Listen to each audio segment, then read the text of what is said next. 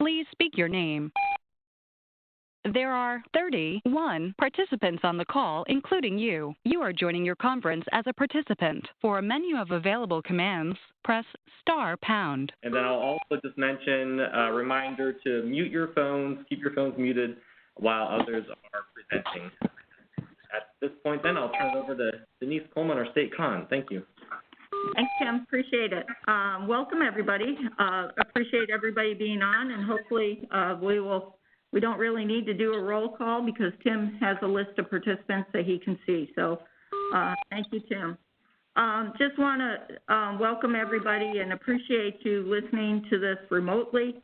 I feel like we kind of are trying to make the best of what situation we have. This is our second meeting remotely, so hopefully we're getting the hang of it, and I appreciate Tim and Susan coordinating. Moving on, the first speaker today is our technical folks, Pete Vanderstappen, our state engineer, Jared Shippey, our acting resource conservationist, and Yuri Plowden, the state soil scientist. So with that said, I'll turn it over to Pete. Yeah, thank you, Denise. Welcome everybody to the afternoon presentation. I just have a few slides here to kind of update you on where engineering is at. Next slide. So as we informed you before, we have a dam rehab program going on. And the last time I talked Hibernia, we had bid the job out. Well, now it's actually under construction. A nice picture. We have a construction trail there. You can also see equipment on the lower corner where they're starting to do work near the Toa Dam. On the next slide. And here's some pictures of the activities as of about a week ago. We're doing a cutoff wall, the emergency spillway, to stabilize that. In case there ever was a flood flow, we can prevent the emergency spillway from washing out. Basically, what we're protecting there. They're installing a sump in the lower corner of the project there to do their work, and we're doing some other work. There's an overview of the entire project. So that job's going well underway, and looks like we're on target and on time, and we'll get that done here within the next month and a half. Next slide. Pete, could you hit pause for 1 second? We've got a couple people having trouble with audio. Okay, very well.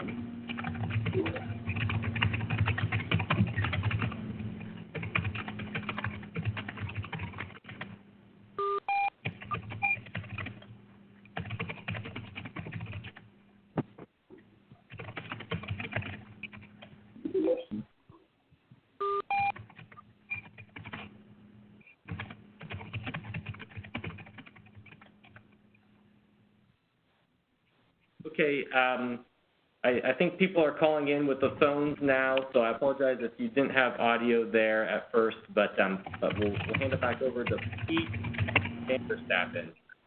Hey, yeah. Hey, Tim, let's just read back up to my first slide. Certainly. Let's just start over because we're on schedule here. So welcome again. This is Pete Vanderstappen, State Conservation Engineer, with an engineering update. Next slide. So we have a dam rehabilitation program going on, and the Hibernia Dam the project is underway now. I think the work's going to be about $1 million. Hey, Pete, want to tell them where it's at? Okay. Hibernia Dam rehab project is in Chester County, Pennsylvania, in the southeast. It's a bunch of dams we have down in that part of the state. It's in Chester County, and working with the Chester County Water Authority on that. It's about $1 million rehab project. And it's got a couple pictures here. We have the construction trailer. We do our inspection and testing. And there's a site of the looking down from the top of the dam down into the construction site where they're doing some work in the drain fill area of the dam. On to the next slide. And folks, remember to turn off your audio, please. Okay, so the work started. The one picture on the upper right-hand corner, we're digging a trench to establish a concrete wall so that if the emergency spillway ever would flow, the emergency spillway would not wash out. So that's one part of the project. The middle picture, center bottom, kind of just shows the construction activity down the Toa slope. And you notice they have a steep driveway down at the bottom. It's a pretty interesting driveway, but it's a way to get their materials down to the bottom. And the lower left-hand corner, they're putting in a sump. They can dewater, so they can dewater the project to get started. On to the next slide. Attendee ID, followed by the pound sign.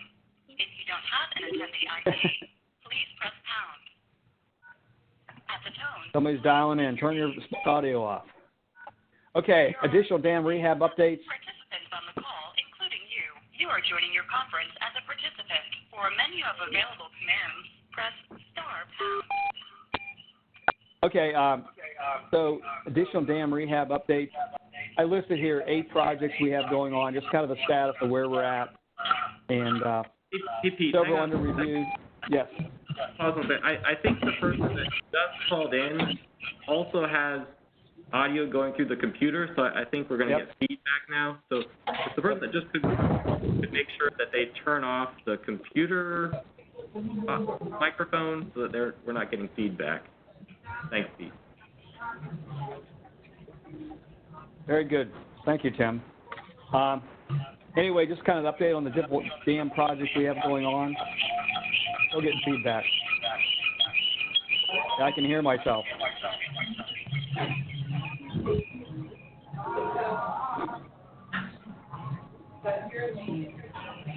Okay. Anyway, we have 8 projects going. Hey, Tim, we still got feedback going like crazy. We heard somebody call in just 1 minute ago. If that person that just called in could make sure that their computer microphone is turned off. Everyone could make sure their computer microphone is turned off. It's quieted up now. Very good. Back to the additional dam updates. So, Brandywine, they're doing a DEP review. Neshaminy is under design. Thatcher Run is under design, ready for bidding this fall. Greenbrier is under 90% design done. You can read the rest of it on the chart here, but several projects underway. Let's go to the next slide, Tim. So we're in the process of, we have 10 sites being assessed this year. We have multiple sites that are updated for rainfall data, and we're in the process of contracting 10 more assessments for this coming year in 2020. Next slide. Next slide, Tim. There you go. Also, one of the things we are working on is PL 566 land treatment watershed projects, and we have 4 of those approved in 2020. We have Chickies Creek land treatment, which is in Lancaster County. We're in the process of solicitation bids have been out to develop a plan, so we're in the process. The district is in process of getting bids to develop a plan for that particular project. The next one is a spent mushroom composting land treatment one in Chester County. They have bid proposal. They have a contractor selected. Now they're negotiating the final price to do the actual work. Jacobs Creek flood controls, which is in Westmoreland County. They're finalizing the price proposal and going to award stage for the planning phase. So we have a contractor picked and negotiating the final price and getting ready to award that one to go into the planning phase. And then Martins Creek flood control in Wyoming County. We're negotiating and refinalizing the proposal for bid. So we're got a contractor selected. Now we're finalizing the bid, and we'll get ready to release that to go into the planning phase. Next slide. So conservation practice implementation. Like I said, NRCS, the offices are closed all year or last several months, but the field office staff were still going out in the field, so we were doing implementation conservation practice that were scheduled this spring. As long as the landowner could get a contractor, we were going out and doing social distancing phone calls, various types of site visits, emails, and those kind of things to make sure that the conservation implementation stayed on track and on schedule, and that's worked out pretty well. So that's been going pretty well. Next slide. Just to be clear, Pete, our offices were never really closed. We had them open and we continued to do support in the field. And then there were instances where we forwarded phones and people did telework from home, but also people came into the office as well. So. Right. We couldn't have customers come in, but the office was open. Yes, very good. And then the last time I want to talk about emergency watershed protection is the 2018 project with 93 sites, 28 sponsors. All the work finally got completed here about a month ago, and we obligated about $3.9 million, and DEP contributed about 25%, about 1.3. So the last of the Eqip projects that we have going in Pennsylvania have been wrapped up, and that's a good thing. And I believe one more slide here is Boot Camp 1 and 2 update. NRCS, because Pennsylvania was very progressive at having a boot camp, several other states in the Northeast found out that we had a boot camp, and they were in the same similar situation where they had new staff and a lot of people were working from home and needed opportunities to get some training. So they adapted some of our stuff to generate a NRCS WebEx boot camp, basically the model for the Northeast. So that's being, I'm not sure exact date, but it's going to be presented as a Northeast regional boot camp, so there'll be opportunities for others to get some training while we're in this COVID-19 situation. As for the Pennsylvania Boot Camp 1 and 2, we did as much as we could in WebEx several months back, and we are moving forward in the near future to actually have the field portion of Boot Camp 1 and 2. We're doing social distancing. We're limiting the number of people in vehicles. We're having open space for the meetings and agendas and all that kind of thing, so we feel we can move forward in a safe manner and complete up that training for these our new employees and district staff and all others that participate in that program. And same thing, we have other trainings like cultural resources at ACA training that we're trying to work out some logistics to hopefully get them held this fall. So we're trying to keep the training going as best we can in the COVID-19 environment.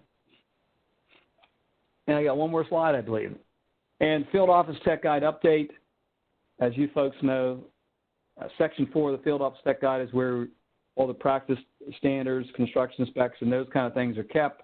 And the national office has provided an opportunity for all the states to transition the Section 4 to a cloud-based system to track all those documents, and Pennsylvania was transitioned over the last month or so.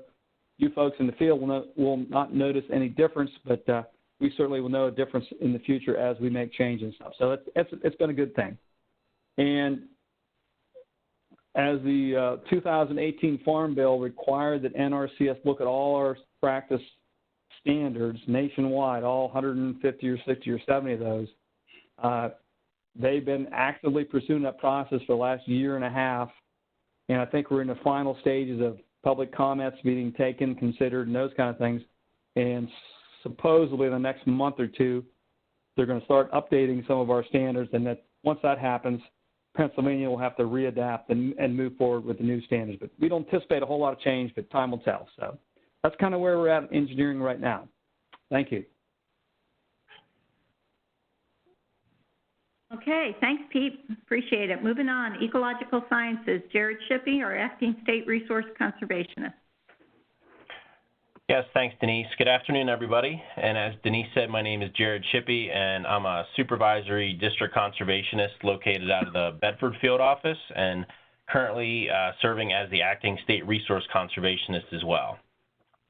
So my update's going to be pretty brief. I reached out to Mark Goodson, the national agronomist, and Susan Perry, the state grassland specialist, just to get some updates from them since the last state technical committee meeting. And basically, there has been 2 tech guide notices issued. There's been 2 tech guide. The documents have been updated since the last technical committee meeting, one being the pasture planning tool, and they updated the nutrient calculator spreadsheet to correct an error related to the nitrogen availability when planning multiple pasture alternatives. Also, we updated our NRCS CPA 52, which is the environmental evaluation worksheet, with some current NEPA documentation. we added the programmatic references for our Regional Conservation Partnership Program, RCPP. There's been some revisions for our resource concern fact sheets and also updated the CPPE values, conservation practice physical effect values on that worksheet. As far as the practice standards being updated, there are 2 draft new standards that will be distributed to the State Technical Committee for review and comment later this month. Once those are distributed, there will be a 3-week turnaround for comments. And I know one of them is our 590 standard, and Mark sent that out to the partners as far as for comments, the draft. And there's only one minor change on that one, and basically we are looking for soil tests that are going to be 2 years back versus 3 years of what it was.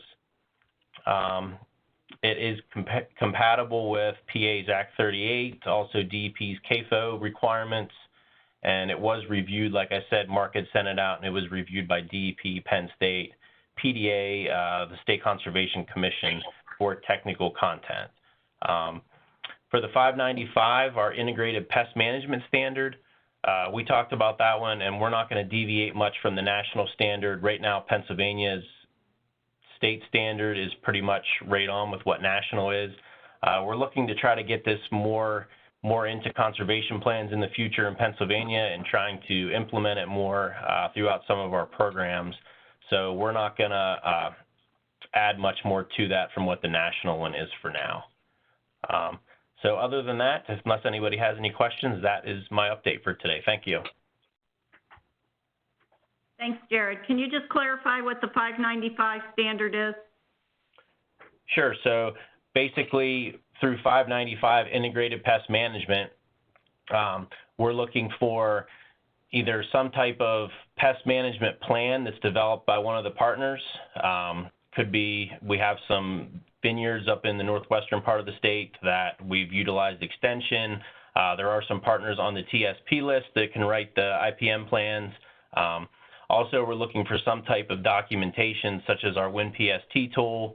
I believe there is another exam that somebody can take as far as being certified to write 595 plans, basically documenting what the current status is, what folks are using as far as their herbicide applications, whether it is drift reduction nozzles, things like that, documenting resource concerns, and yeah, so that's pretty much it right now. Thanks, Jared. Appreciate that. Sure, no problem. Moving on, Yuri Plowden, soil scientist. Yes, good afternoon, everybody. This is Yuri Plowden, state soil scientist with NRCS. I wanted to give you an update on soil survey activities that are going on in Pennsylvania that will affect soils data. Next slide, Tim. So just in case you didn't know, Pennsylvania soils data is not managed by me here in Harrisburg. It's actually managed by 7 different soil survey offices, and only one of them is located in Pennsylvania in Mill Hall, which is just northeast of State College. But we have people in Marietta, Ohio, Belmont, New York, Frederick, Maryland, Hamilton, New Jersey, and Tolland, Connecticut, and they are responsible for soils data. They look at the world through major land resource areas, and that's what each of those colored shapes are on the map. And those major land resource areas correspond to basically physiographic provinces, areas of similar geology, climate, ecology, and so forth. Next slide. So Pennsylvania has 11 major land resource areas. Next slide, Tim. And so where the red circles are, that is where soil survey work is actively taking place or has just recently been completed. So up in the southeast, Delaware County, in the Piedmont, Memley 148, up in the far north in Potter County, and then in the west, in the 124, 126, which is the central and western Allegheny Plateau, and then there's database work going on in 147, which is the big blob in the middle. That's the Ridge and Valley. Next slide. So here's where we have some projects going on. So I mentioned the Delaware County update in southeast PA. In western PA, there's a project, Areas Mined Since Publication. Also in western PA, on the Conemaugh Ridgetops, there's a project looking at Gilpin, Culleoka, and rain soils. In central north Pennsylvania, Potter County, a floodplain project that was completed, and in 147, data evaluation projects. Next slide, Tim. So looking at Delaware County, a brief history of Delaware and Chester County, these were dual county soil survey back in the 1960s. Chester was updated in 2008, but not Delaware. So the soil survey data using Delaware County was completed in 1960. So NRCS will be doing a partial county update, bringing map units up to current national standards, fixing some major GIS problems, and mapping the current land use. It's not a 100% redo, and I'll show you some slides about that. So example, now that we have LIDAR and we have ArcGIS and we can look at geology layers on top of we can see the landscape very well. That soil survey office in Frederick, Maryland will be able to better match the soil lines in the landscape. Next slide. So for example, with this great LIDAR data, you can really see the shape of the land. And the thin yellow lines are the current soil survey lines that were drawn in 1960s and 1950s using paper aerial photos and stereoscopes. And so you can see where the thick yellow line is. That is that's like the actual base of that nose slope. That's the edge of the floodplain. But the old line is like 120 feet off. So where each of those black arrows are shows where there's the line where it doesn't match the landform, and it can be 75, 85, 120 feet off. So this is something they can do right in the office very easily, just update the line work using the best available technology. Next. And so here's where the join with Chester County isn't good. So the top with the yellow lines, it's rather faint, but where the blue arrow is, that's a big map unit, and it's joined to Delaware County, the black lines in the bottom, and you can see the lines don't match at all. And so that's something that they will fix, and they can use that LIDAR data and the geology data to fix some of that. They might have to go in the field to take a look also. Next. And made land map units. So a lot of Delaware County was made up of these made land map units that had absolutely no soils data with it. So it wasn't very useful. So next slide. So this is what they're going to do. They're going to look at these made land units, and they're going to actually dig pits and come up with more accurate soils data and interpretations for that. Those made lands are wherever there was relatively significant human disturbance. Of course, it's an urban area, so that you're going to have that. Next slide. So again, urban land units, so the NRCS standard is anything with more than 85% impervious cover would be mapped as urban land. And of course, there's been a lot of land use change since the 1960s. So you can see on the bottom left, that is the current map unit for made land, or for an urban land unit, and on the bottom right, that's where they're going to have to change that map unit to encompass the housing development. And so this will allow the soil survey to more accurately reflect current land use, include data on it, and it'll be a better product for users. Next slide.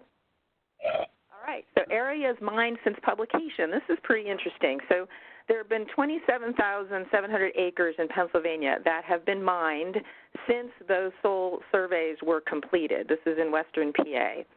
And since the most recent mapping updates, which were maybe 20 years ago. So in this year, they're going to review about 6,700 of those acres. They're going to focus on Indiana, Fayette, and Westmoreland counties. And they are going to delineate out those areas that have been mined, and hopefully they will be able to assign one of these three mined soil series to it, Bethesda, Fairpoint, or Morristown, and that will give that some data. And the benefits are that currently the maps are showing natural soils, and but after this update, then those will now be changed to show where the mined areas are. This will improve the usefulness of the soil survey for things like Farmland Protection Policy Act, things that are now showing as prime farmland, and we know it's been mined. Those we hope they'll catch all those, and those will now be changed to mined land. Also for land use planning and taxation. Next slide. So here's a map of the areas mined since publication, all the red polygons. What they did was they looked at the mining permits, and they could zero in on those areas, and then with modern aerial photography and new LiDAR, compare it to the old aerial photos and the old maps, and be able to delineate out these mine units. So they're going to focus on the Fayette, Westmoreland, and Indiana County, those three counties on the eastern edge of that blob. That's a blob of southwest PA. Okay, sorry, Tim, next one. So here again is Southwest PA, and this is just to give you an idea. These are all the mine soil map units currently mapped. So there's a lot of mine land out there, as you know if you're from Western PA. Okay, another project in Western PA is the Conemaugh Ridgetop. The Conemaugh geology is a shale, siltstone, sandstone, red beds, impure limestone, and some thin coal. And what they've noticed was that there's very inconsistent soil mapping between 5 different counties out there: Allegheny, Beaver, Butler, Washington, and Lawrence. And so they're going to look at this geology across those 5 counties. And mostly this involves Gilpin, which is a moderately deep soil, Rain, which is the deep equivalent, and Colioca, which is similar to them but has some of that limestone influence. Next. So here's that map. It's the left-hand county is Beaver, and it adjoins Allegheny to the bottom right, and then up into Butler County. And you can see that join between Allegheny and Butler County. It's like an abrupt line where the purple Gilpin map units just end abruptly, and of course that's not correct. So some of the updating will smooth out and improve those joins and make that Gilpin and Rain map units consistent throughout those areas. Next. And this is a big project, so they're breaking it up. The previous map was phase 1, and this is phase 2. Same counties, same geology. And in Potter County now, go ahead. Go back to that. So this is an alluvial fan landform in the Allegheny Plateau. They looked at all the floodplains in the glaciated section of Potter County, which is the northeast corner of Potter County. The old soil survey did not identify out these alluvial fans. And these alluvial fans, landforms, can be subject to flooding, have higher water tables than the adjacent glacial outwash terraces, which were mapped. And so by delineating out the alluvial fans, that will improve the consistency with the adjacent New York counties and improve interpretations, because those are used. Those alluvial fans, if you go up there, that's where you have hunting camps, that's where you have vacation cabins and other things, and this will improve the usability of that for these areas. Next slide. So here's some of the changes to the Potter County soil legend. The Shenango, Middlebury, Tioga, Wayland, Wyalusing, they actually called them alluvial fans, or they made sure they put a flooding frequency on there, and that makes it a lot more usable product. Next. So here's where that's taking place. So if you remember that my original map, Potter County is in the central north of Pennsylvania. So those floodplains, that's what they looked at. It's just in the northeast corner of the glaciated section. Next. And so these are the Shenango map units. These are the alluvial fans that they delineated out. Next. And then here, this is the Middlebury and Tioga, also alluvial fans that they delineated out. And finally, in MLA 147, which is that big chunk central Pennsylvania, the Ridge and Valley, there's only one soil scientist there, and he's been concentrating his efforts on looking at Buchanan, Hazelton, Berks, and Weichert soil series to basically make sure the underlying data is consistent throughout that major land resource area. Next. So just a reminder that official soil survey data is on Web Soil Survey. Don't use your paper copies, although you still keep them because they're good information, and any maps that you printed out like a couple years ago aren't in date anymore. So use Web Soil Survey. Next. The soil survey undergoes an annual data refresh each year. So this year it occurred July 1st, and that is from henceforth the Soil Survey Center wants to do the refresh July 1st. And that doesn't mean that all the data changes. It's just anything like the projects I just reviewed where there's changes to specific projects, specific data, those will change. Everything else stays the same. If you have any questions about it, feel free to give me an email. And questions. I'm not sure if there's time for questions, but please give me a call or email me if you have questions about soil survey data. Thanks, Yuri. Does anybody have any questions for Yuri, Pete, or Jared?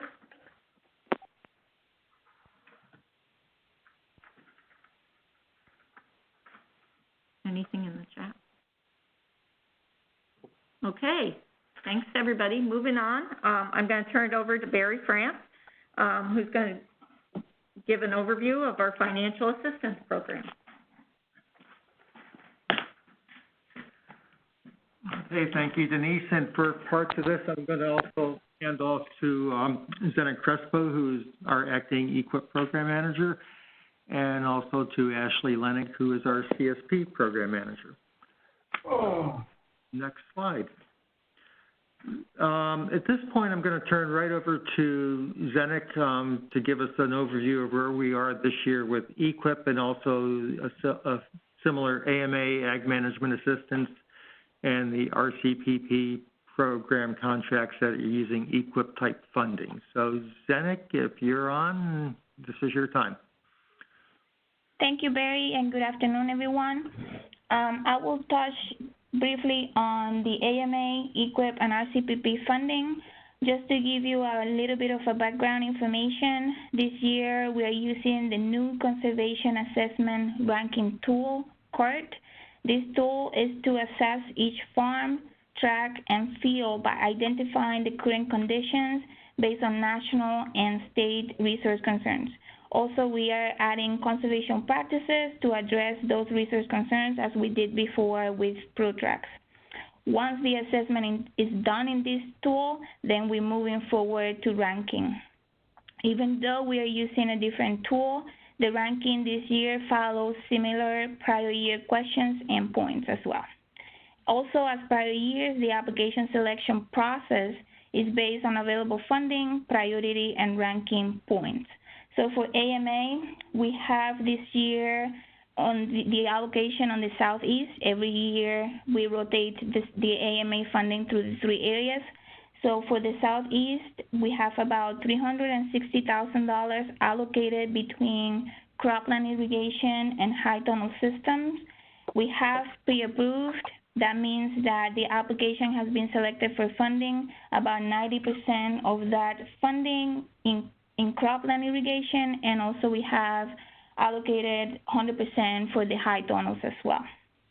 For Rcpp, we have two projects that we have allocated about 37% of the funding for the Chesapeake Bay water quality, and about 86%, 87% for the PA preserve farms.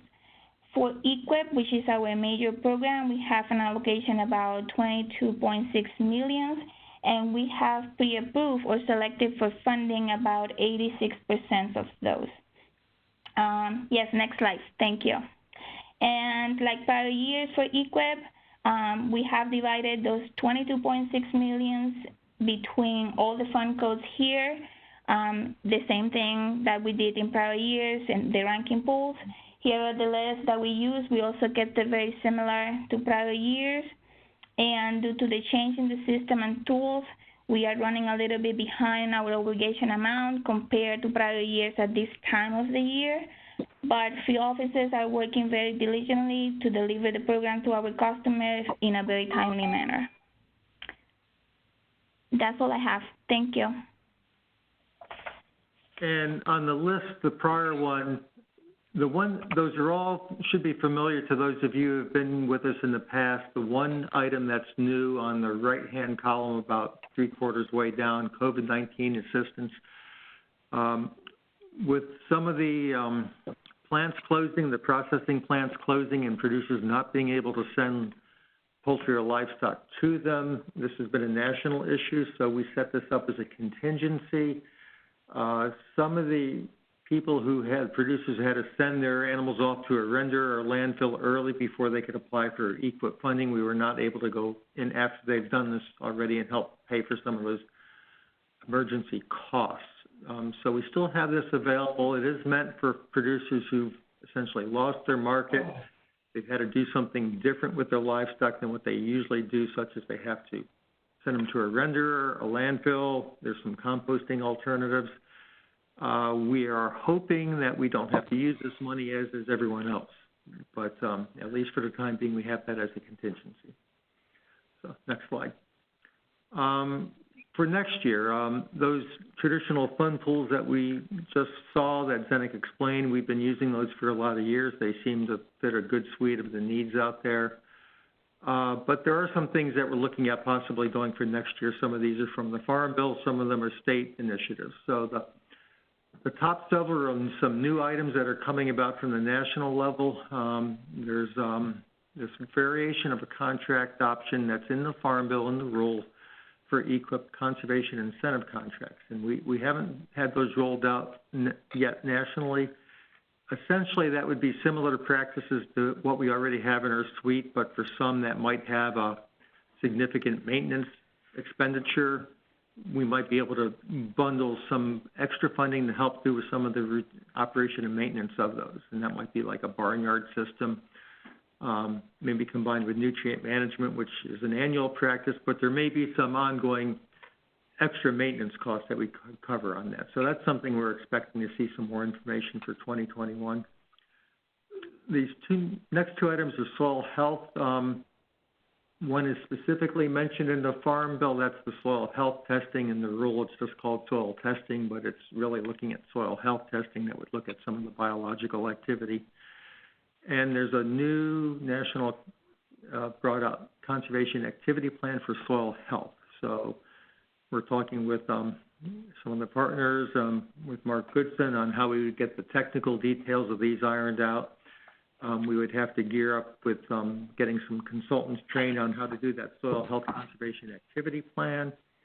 So we have several concurrent activities we have to be working on, with training of consultants, outreach to farmers, working with the testing labs that would do that soil health testing, so we can bring all these together at about the same time. But we're hoping to be able to bring that out for 2021. Oh, last item here, and this is one we've been talking about internally. We have actually a good number of wildlife habitat options right now between ASEP with bog turtle habitat, and we have golden warbler. Some of the forestry activities will support wildlife habitat. We don't have let's say, a species-neutral wildlife fund pool option in Eqip right now. What we've been having some internal discussion on is there a need for some way to support things like pollinator habitat for critical pollinator species, some of the declining bee species as an example. So we don't have this out there yet. We're just looking into it. We would appreciate input if partners have some target habitat or target species to recommend. What we do not want to do is just have a general place where people want to do a ½ acre of wildlife habitat, and it's not really part of a larger plan and how it's going to protect a declining species or a critical species. So that's something we hope to get up and running in the next few months to be able to roll it out for 2021 if we can identify some habitat and species that meets these criteria. Okay, next one. Going to say a little bit about source water protection. We talked about this at the last meeting. We've had some internal discussion. There's language in the Farm Bill and an Eqip rule about source water protection. And because there's different aspects of this, it's easy to get mixed up over what the real intent is. So trying to highlight some of the areas that really are mentioned in the rule that we're doing something with on source water protection. It's these three things are some of the things that we are doing and will continue to be doing. So it's identifying these local priority areas. We have a map that we'll show later. Increased incentive rates for priority practices to benefit soil source water protection that might be in some of these priority areas. And then there's this 10% of funds that NRCS is supposed to dedicate to protecting source water areas. So next slide.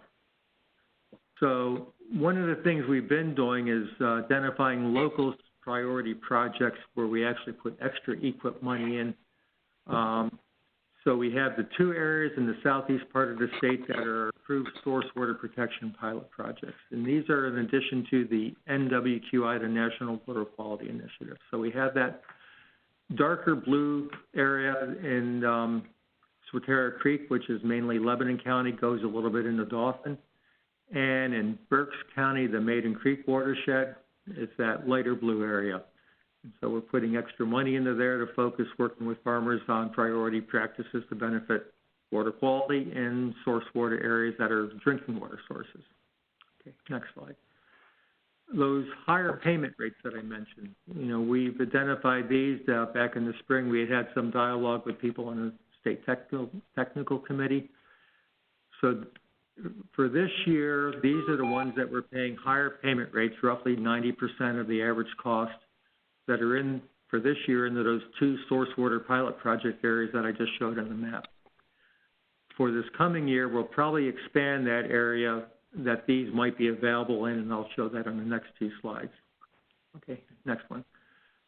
These local priority source water areas that I mentioned were sent to our national office. They compiled it, and so this shows a map of where they were identified in all the states. And you can see there's a big range of whether states identified a large part of their state or a small part of their state. And we're probably on the larger part of our state, but that's based on where we have these source water areas actually identified working with DEP. National office would like to get some standardization on this, and they're asking states to limit their areas to no more than 20% of the state. It could be less, but that's the cap. So we've had some dialogue with DEP about where we might focus these locally identified source water areas that would get those higher payment rates, 20% or less, and we'd really like to target it to places where it's really going to do some good, not just pay higher rates anywhere. We want to make sure we get some results out of it. Okay, next slide. Last item, this 10% number. EPA has identified where some of these areas are, and because it's very confidential, well, I'll say it comes to be a national security area, and where some of these critical source water areas are, it's not for public consumption. So we don't have maps of where those are ourselves, but we have a general idea from some maps showing in general where the source water areas are. So we're going to be, again, working with DEP to try to target where we put those high priority practices, and hopefully we'll get a good overlap of where these areas are that EPA has identified that will count for the 10%. So if you have questions, feel free to give myself or Ashley a call. There was a question in the chat. Where can denitrifying bioreactors be used? I'll do a micro level and a macro level. So a micro level, let's say on the farm end, and Tim, you may want to comment. Those are generally at the end of a drainage area. They might be at the end of a drainage tile. So on a farm, you're generally not going to put those in a grass waterway. It would overflow, but it's something that would take generally a pipe outlet flow, underground outlet, tile outlet that you can actually contain, run it through one of these. Surface flow is going to overwhelm them. So that's on a farm, and hopefully on the farm where you have some identified high nutrient application rates. So if you've got soil tests and they show that there's really not an overload of nutrients and they're following a good nutrient plan, there may not be a strong benefit doing that on that kind of operation. Macro level, again, watersheds where you have a lot of underground drainage. So I think these are being looked at in areas where there is a lot of tile drainage that might be combined in those watersheds with the drainage water management practice, as an example. So there could be multiple tools that you could use on a small watershed basis where those might be beneficial. Again, areas where there's high nutrient level, where they're going through maybe groundwater flow that's being collected by a pipe. Very good. And second question, what if EPA database is in error?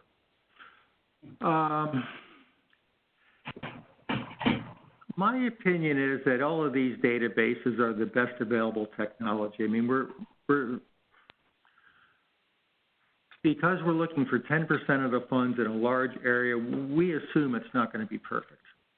And we're using rough numbers like rough dollars spent for conservation practices in generally defined areas. So I don't think we expect that to be perfect, and I don't think it matters that it's perfect for this level. We have different targeting methods to put money where there's need, and then the other part is that we actually do have some controls outreach to farmers in areas where we think there are problems. So that's the thing we'd like to work with partners to get farmers interested in doing some of these projects if we think there's places we should prioritize for that. And one more comment. For the possible PA Wildlife Fund pool, if you're interested in any input from the U.S. Fish and Wildlife Service regarding target species and locations, we'd be happy to have a call with NRCS. And we would appreciate that. And I think we have. Yeah. Yeah. Okay. Very good. Okay. Okay. Going to say a little bit about CIG, Conservation Innovation Grants. We have our state pool, which is an option which we'd like to be able to focus on for Pennsylvania, and there's the national options also. So under the state option for this year, we had 4 proposals. They all turned out to be pretty good proposals, and they all came in a little bit under the amount we had allocated up front for CIG. So we had allocated $225,000, and these came in collectively at $222,000.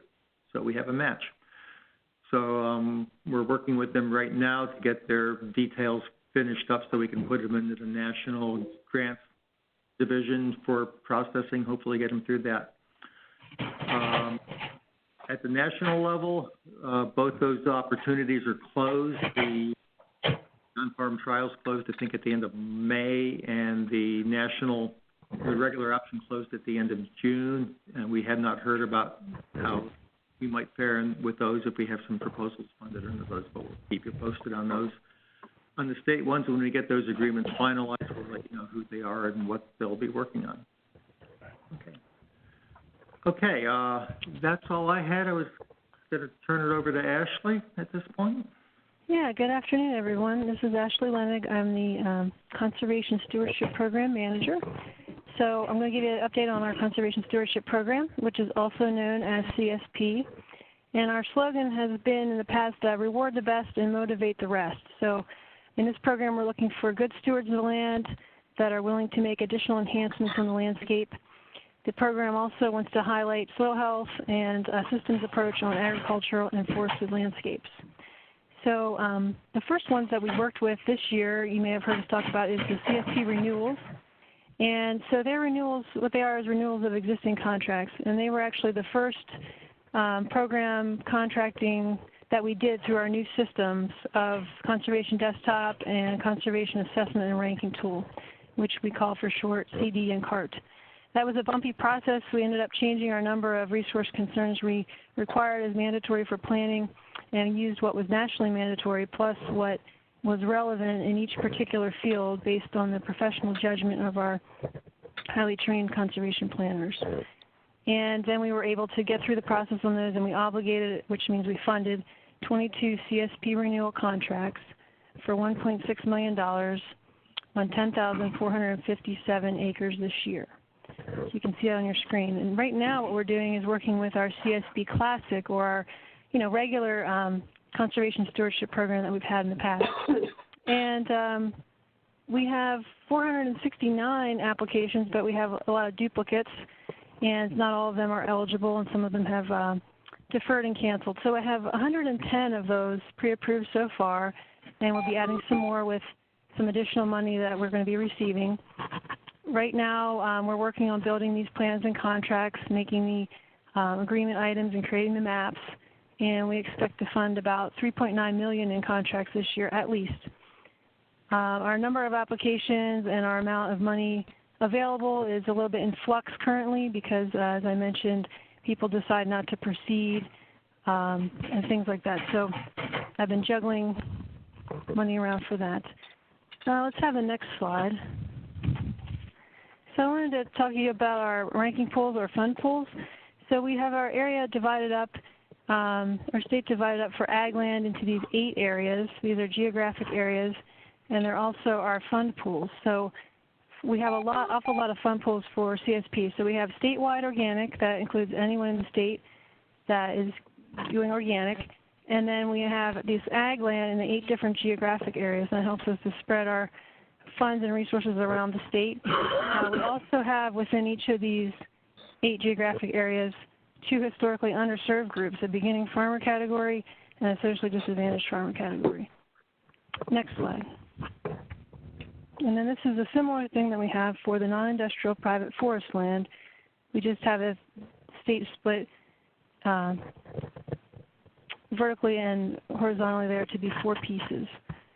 So that would be the same way. We have those 4 areas for our forestry funds, and then in each of those areas we also have a socially disadvantaged and beginning farmer category. So folks could be ranked in the regular geographic area as well as a beginning farmer or vice versa.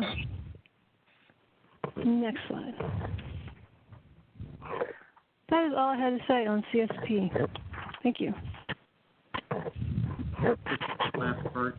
So this is one that we'll be soliciting if any of the people in the State Tech Committee are interested in having input.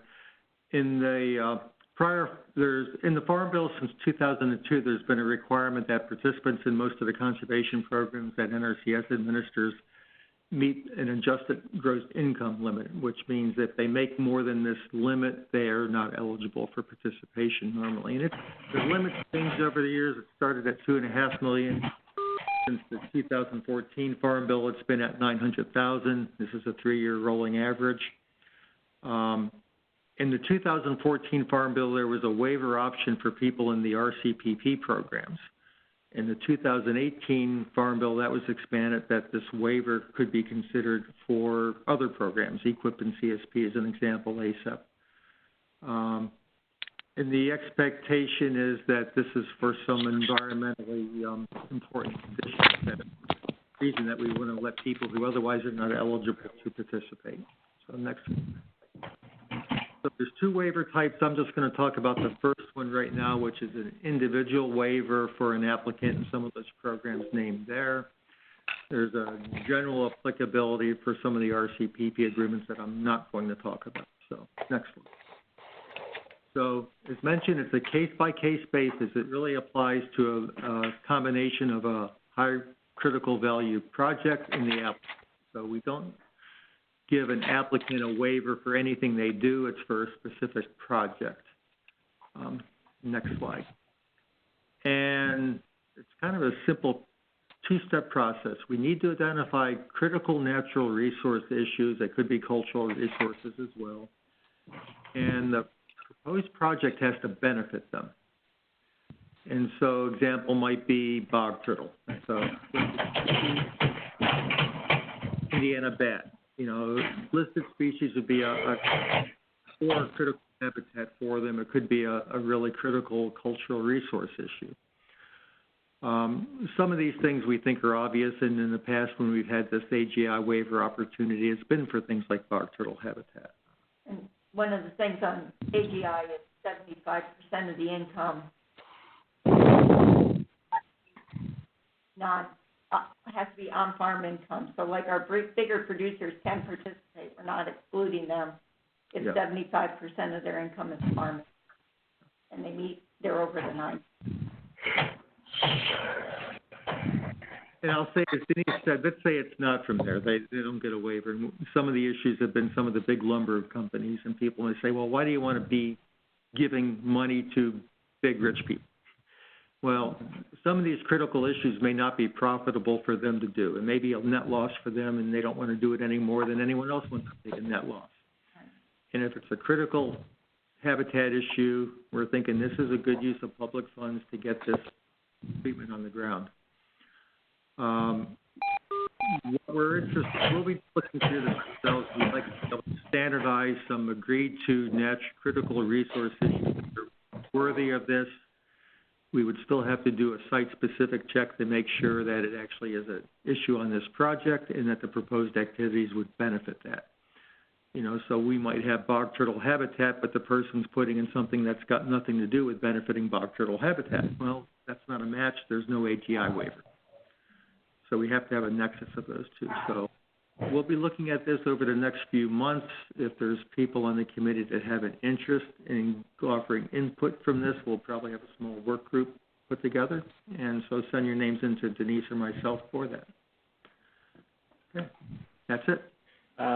There were a couple chat comments. The first one, the Wildlife Fund pool would be an ideal topic to discuss at the Wildlife Subcommittee meeting. So that's just a comment. Okay. And then there was a question, is the conservation assessment and ranking tool CART finalized? And Ashley did answer that. Yes, we have been using it for planning and contracting for all of our conservation plans and contracts. And then the question was, can the CART be shared? I'd say probably because of permissions, no. I mean, we can share the questions, we can share the resource concerns were being evaluated, but it's not something that's a publicly available program. And I should mention that that program is, like our other tools that we use, is always being updated. So maybe I was too quick to answer the question. It is file, we are using it, but it does continue to receive software updates. Yeah, thank you, Ashley. Okay. Oh, and so I'm going to turn it over to Susan Marquardt now with an update on ACEP and some other items.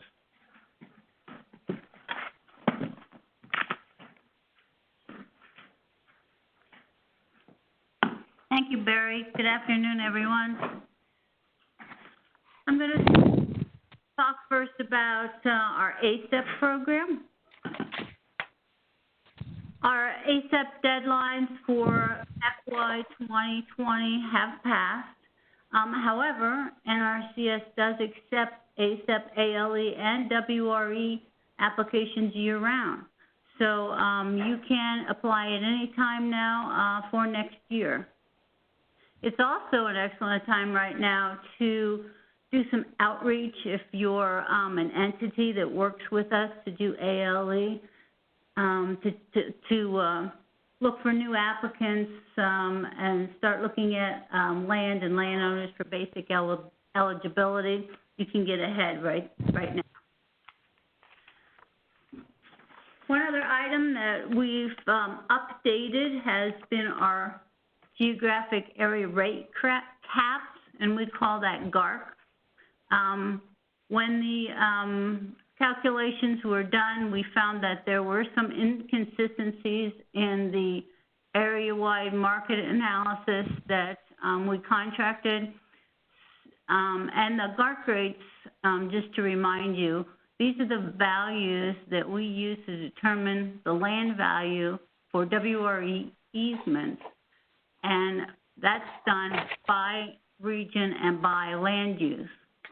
So our revised GARC rates were approved by headquarters at the National Appraiser, and we're using those now for the FY 2020.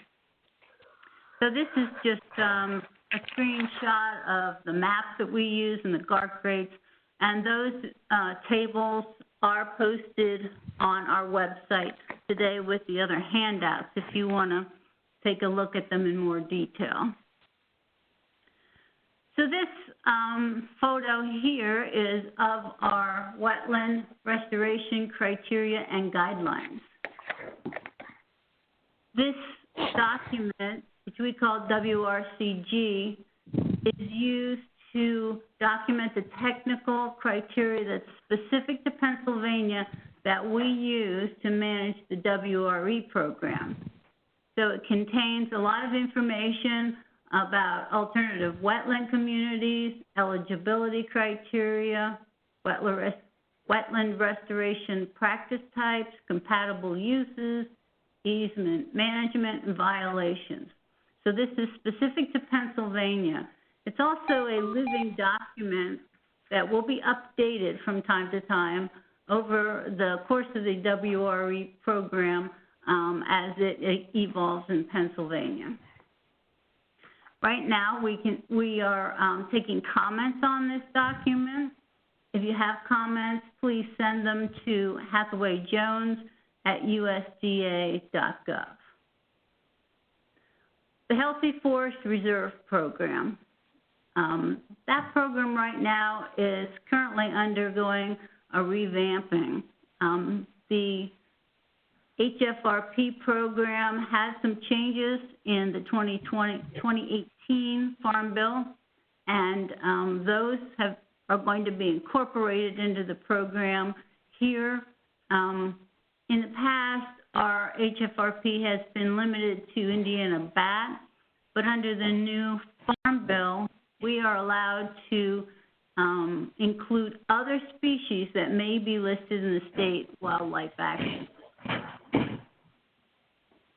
In addition to that, we're getting some new policy information forthcoming from our national office that's going to give us some guidance on how we're going to begin the new Hfrp programs. And to get some assistance on that and some input from the State Technical Committee, we're going to establish a subcommittee of the State Technical Committee for people who are interested in providing input on the development of the revised Hfrp program. So this subcommittee will assist us by looking at the species and geographic areas that we should consider targeting, looking at ranking, on how we might do outreach for new Hfrp applicants, and on restoration of those threatened and endangered species habitat on any new Hfrp easements. So if you are interested in participating in the Hfrp subcommittee, please contact Hathaway Jones. There's her phone number, hathawayjones@usda.gov. And we'd like you to contact us by August 21st. I have two questions that came in the chat. Okay. The first, what species are currently listed on PA State Action Plan? Well, that's a huge document that's been developed by several of the state agencies. There are a number of species in there. I wouldn't be able to list them, but there's a lot of species in there that are currently listed. And then a second question, will forest carbon considerations be included in the new Hfrp for PA? I believe that was added in the 18 FB. New what? I didn't catch that. Forest carbon. Oh, carbon, okay. We are still waiting to get the guidelines from our national office on exactly how all the new things in the 2018 Farm Bill are going to be incorporated in the program. So I can't answer that until we get that guidance. Are there any other questions on easements? Yeah. How about a few examples of common species listed from the PA State Action Plan? Rough grouse was maybe one we would consider. Any kind of salamander, any of the turtles right now, anything, any of the even aquatic species we would think about. Okay. Is that it? The person that asked the question couldn't hear. So we said rough grouse, we said salamanders, any of the turtles, Aquatic. Otter, anything like that. And that publication, the State Wildlife Action Plan, I believe is available online if you Google it. Okay. So on the next section, I'm going to talk about the Rcpp program, Regional Conservation Partnership Program. We did receive 3 awards for Rcpp Classic in Pennsylvania. One was the Kittatinny Ridge Conservation Landscape. Second one was the Ibmp implementation in the Chesapeake Bay. And the third one was the Buffalo Creek Watershed Conservation Alliance. So just to give you a little background on these projects, what they're about, the Kittatinny Ridge Conservation Landscape, the lead partner on that is the Pennsylvania Department of Agriculture. Stephanie Zimmerman is the partner contact for that. They're going to receive $9.9 million for that project. Partner contributions are going to be almost $39 million. And this project was funded through the Critical Conservation Area Funding Pool for the Chesapeake Bay Watershed. And the focus of this project is going to be entity-held easements. The second project that we received was from Berks County Conservation District, the Ibmp implementation of Chesapeake Bay. Our lead partner contact on that is Kent Himmelwright. That is a funding through, also through the Chesapeake Bay Watershed CCA. Pennsylvania is the lead state. The funding amount for that project is about $2.2 million. Partner contributions, about $2.3 million. And the focus of this project is going to be land management practices. So that would be essentially implementing conservation practices with conservation plans. So the third project in Pennsylvania is going to be the Buffalo Creek Watershed Conservation Alliance. The lead partner on that is the Audubon Society of Western Pennsylvania. Our lead contact there is Sarah Koenig. Funding amount is $1.169 million. Partner contributions, $1.16 million. That project was funded out of the state and multi-state fund pool. The focus of this project is going to be entity-held easements and land management. So what else is happening with Rcpp? Right now, we're working on developing our agreements with the lead partners for those 3 new Rcpp Classic projects that I just mentioned. The NRCS National Office is reviewing the 2020 AFA Alternative Funding Arrangement applications. So we are not reviewing those. Those are being done by our national office. The next round for Rcpp Classic applications is going to be announced soon.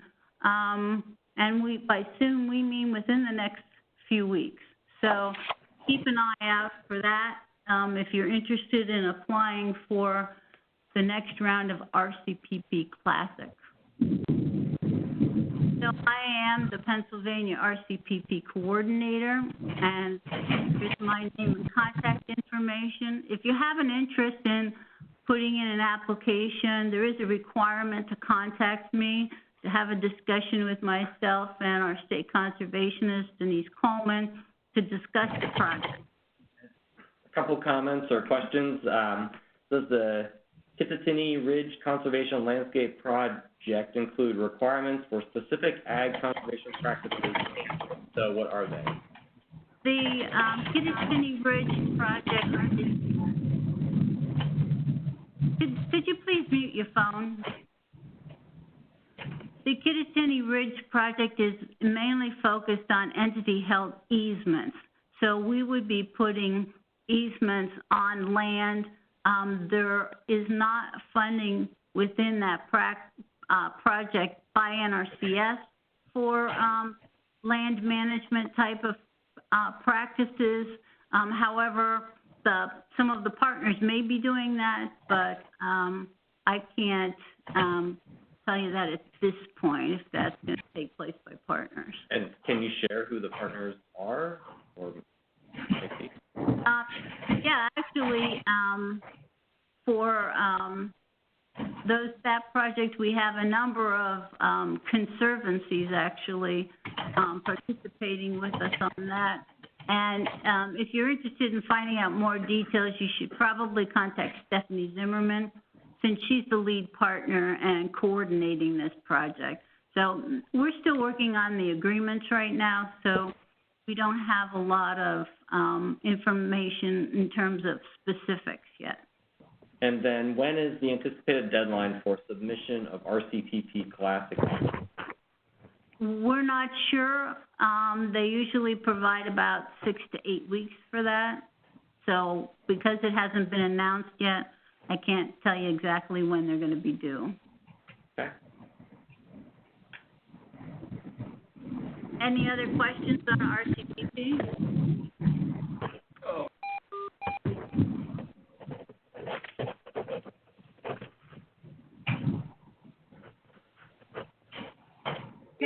Do we have any questions on any of the Farm Bill information?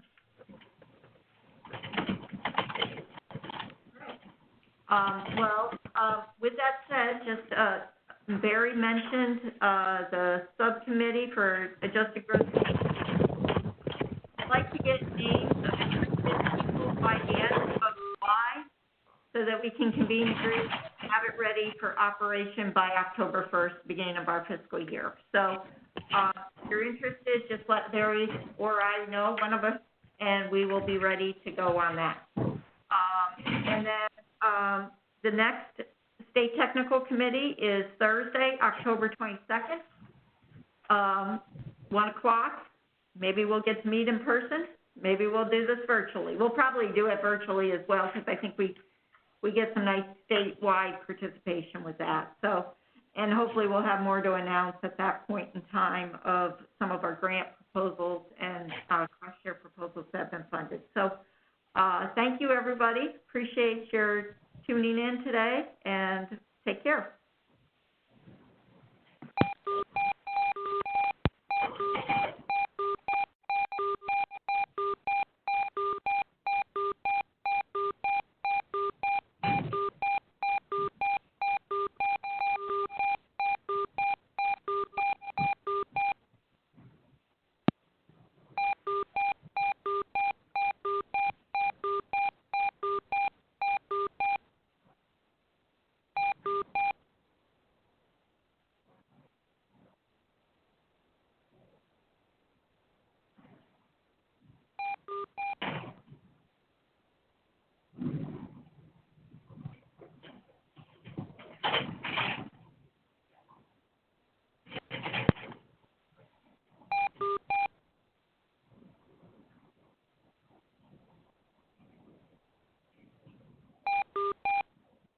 Hey, Tim, you still on?